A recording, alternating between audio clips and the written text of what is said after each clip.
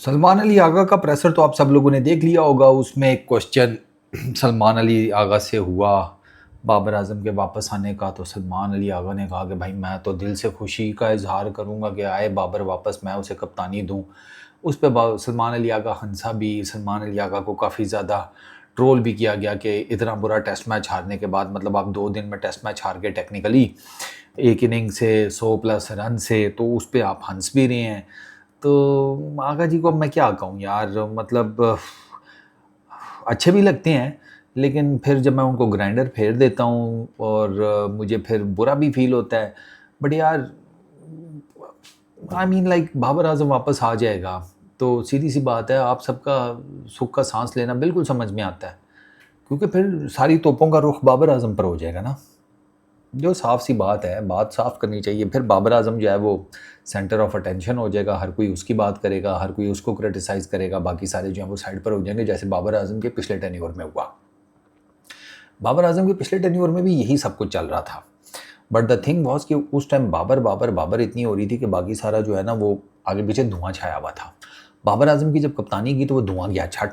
फिर आपको exactly actual में पता लगना शुरू हो गया कि यार ये सारे नल्ले हैं। ये उस टाइम भी नल्ले ही थे।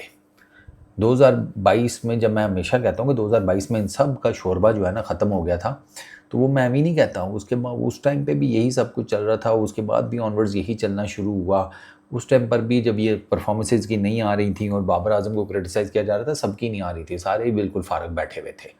लेकिन वो बाबर आजम के ऊपर था। अभी फिर ये बाबर आजम, ये वेस्ट इंडीज़ में आप टेस्ट मैच आ रहे हैं पहला, तो किस पे क्रिटिसिज्म हो रहा था? बाबर आजम पे। पहला टेस्ट मैच था उसका दोबारा कप्तान बनने के बाद, बाबर आजम पे क्रिटिसिज्म हो रहा था, किसी और की कोई बात नहीं हुई।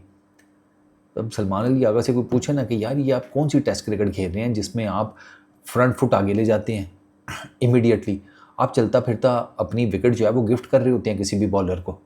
मतलब कहीं पर आगा जी गेंद आगे पीछे नहीं भी हो रही ना, तो कोई भी थोड़ी सी तेज़, मतलब आपकी टांग को, मैं आपको बता रहा हूँ, 135 की पेस से टारगेट करना बहुत आसान है। 135 की पेस से भी आप पक्की चलती फिरती विकेट है, और फट्टा विकेट की बात कर रहा हूँ कि जिस पर सीधा सीधा आपको बॉल करना हो। किसी ने थोड़ा सा तेज़ बॉल किया, आपकी टांग पे लगा, पक्के एलबीडब्ल्यू है। और मुझे ये नहीं समझ में आती आगा जी, टांग निकाल कर, लेट सपोज आप टांग निकाल कर शॉट खेल भी क्या सकते हैं? क्या कि इस टांग के साथ बैट निकाल रहे हैं आप, क्या शॉट खेल सकते हैं? ड्राइव आप नहीं प्रॉपर मार पाएंगे, स्ट्रेट आप नहीं खेल पाएंगे, आपका कंट्रोल ही नहीं होगा, आपका वेट बैलेंस ही खराब हुआ होता है। अच्छा होता है ना कि चलें आप टो पर गए हैं, आप एड़ी लगा रहे हैं, ट्रिगरिंग मोमेंट है, फिर आप थोड़ा सा एडजस्ट अपने आप को कर रहे हैं, नहीं आप तो सीधा सीधा, आपका वेट ट्रांसफ़र का भी प्रॉब्लम है, आपका बैलेंस ही आउट हुआ होता है। ये जो आप टांग फ़ौरन से निकाल लेते हैं, इस पे आप बहुत ही तीर मार लें तो आगा जी वाइडर गेंद को कट कर सकते हैं बस। यानी कि आपकी जो मूवमेंट है फुट की इस टाइम, वो टेस्ट क्रिकेट में ऐसी है कि उस पर आप सिर्फ एक शॉट एग्जीक्यूट कर सकते हैं आगा जी। इस तरह नहीं चलती अब क्रिकेट। अब क्रिकेट में लोग देखते हैं एक ही जगह पर पड़े हुए गेंद को कम से कम 3 से 4 तरीकों से कैसे खेला जा सकता है। आपको पता है इस चीज़ का? बैटर्स अब इस चीज़ की प्रैक्टिस करते हैं कि एक ही लाइन और लेंथ पे पड़ी हुई गेंद को 3 से 4 डिफरेंट तरीकों से कैसे खेला जा सकता है। आपके पास सिर्फ एक शॉट ही बचती है जो आप टांग निकाल रहे होते हैं। तो अब बाबर आजम अगर वापस आएगा तो हाँ, ये है कि आप लोगों की ज़िंदगी आसान हो जाएंगी, आप लोग ज़रा लाइमलाइट से हट जाएंगे। अभी ये इस पूरे टेस्ट में तो आप लोगों पे लाइमलाइट रही है। नासिर हुसैन ने रगड़ा लगा दिया रिजवान की पैथेटिक किस्म के माइंडसेट को, कि वो कह रहा है कि यार बाबा हो गया, 50 के करीब टेस्ट मैचेस होने वाले हैं, पहली गेंद पे सिंगल लेकर रॉबिन्सन के सामने टेल को किया जा रहा है। ये कौन सी साइंस है भाई, ये कौन सी अक्लमंदी है? और उसके बाद खुद गोडा रख के लास्ट बॉल के ऊपर वो एटकिंसन को के किसको छक्का मारने गए थे। पता नहीं रिजवान भाई को वो 2024 का वर्ल्ड T20 की याद एकदम से सता गई, पाकिस्तान वर्सेस इंडिया, बुमराह ने, उन्हें लगा कि यार बुमराह को तो नहीं मार सका था, उसने टल्ली खड़का दी थी मेरी, इसको ट्राई करता हूँ, लग गया तो बहुत मज़ा आएगा। वो जो पुराना कलंक है ना मेरे अंदर जो मुझे खा रहा है, वो भी थोड़ा सा मैं उसको आसरा करा लूँगा कि चल बुमराह को नहीं मार सके, इसको तो मार दिया था ना। उसने भी डंडे उखाड़े थे, इसने भी डंडे उखाड़ दिए, तो ये तो आपकी टीम में चल रहा है।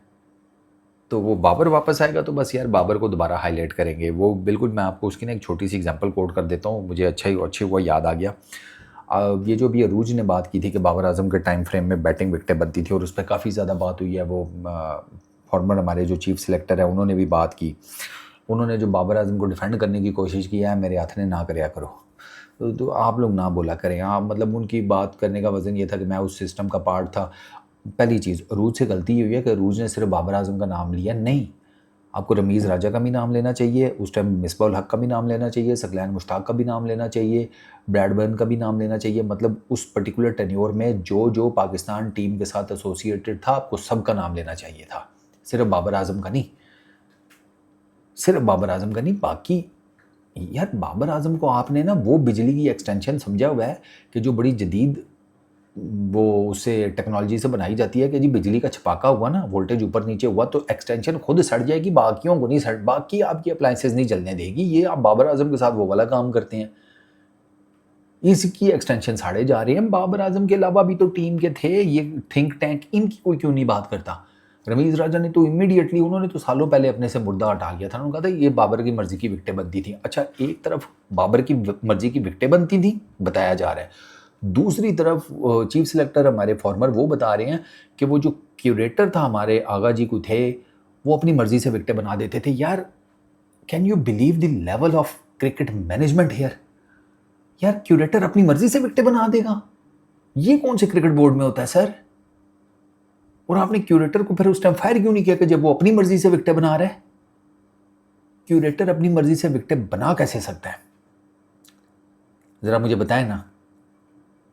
आप लोगों ने अब क्यूरेटर पे डाल दिए। नहीं सर, आप सारे ही उस जुर्म में बराबर के शरीक हैं। बस फिर बात हुई है ना, रूज ने चूंकि बाबर का नाम ले लिया तो बस वो फिर आगे बाबर को उड़ता तिरछा डिफेंड करने। नहीं भाई, आप सारे कसूरवार हैं। और आप कहते हैं कि बाबर आजम स्पिन विकटें मांगता था, तो सर वो हमारे यहाँ पर पाकिस्तान में जो बैटिंग विकेट्स बनती हैं वो बेसिकली वही विकटें होती हैं। ये पखे लगाकर पहले दिन ही विकेट को इतना साड़ के रख देना, ठीक है, इतना खुश कर देना, ड्राई कर देना, ये तो आके भाई ने आकर माशाल्लाह से स्टार्ट किया, क्योंकि उनको लगा कि हमारा मॉडस ऑपरेंडी ये है, स्पिन विकटें बनाकर टेस्ट मैच जीत जाओ, फिर बाहर जाओ तो चपेड़े खाओ। बाहर तो स्पिन विकटें नहीं मिलती, और स्पिन विकटें बनाकर आप कौन सी टेस्ट सीरीज जीत गए? इंग्लैंड वाली तो जीती हैं बस, और कौन सी जीती हैं? वेस्ट इंडीज़ आपके अगेंस्ट आकर ड्रॉ कर गया, साउथ अफ्रीका आपके साथ ड्रॉ कर गया। तो ये जो कहा है ना कि बाबर स्पिन विकटें मांगता था, वो बेसिकली बाबर ये वाली स्पिन विकटें मांगता था जो हमारे पुरानी चलती भी आ रही हैं कि शुरू के 2-3 दिन स्पिन, फिर आहिस्ता आहिस्ता डिटीरिएशन, और फिर फाइनल डेज में गेंद जो है वो पिच स्पिनर्स को फेवर करना शुरू कर दे। तो ये कहें ना कि वो ऐसी बैटिंग विकटें मांगता था जिनके ऊपर डे 3, 4, 5 के ऊपर जाकर गेंद स्पिन करनी शुरू कर दे। अब कह रहे हैं कि नहीं, बाबर आजम बैटिंग विकटें मांगते नहीं था, और बाबर आजम बैटिंग विकटें मांगता था, लेकिन ये वाली बैटिंग विकटें मांगता था कि जिन पे एंड पर आकर स्पिनर्स को हेल्प आउट मिलनी शुरू हो, इस तरह की कोई बात करें।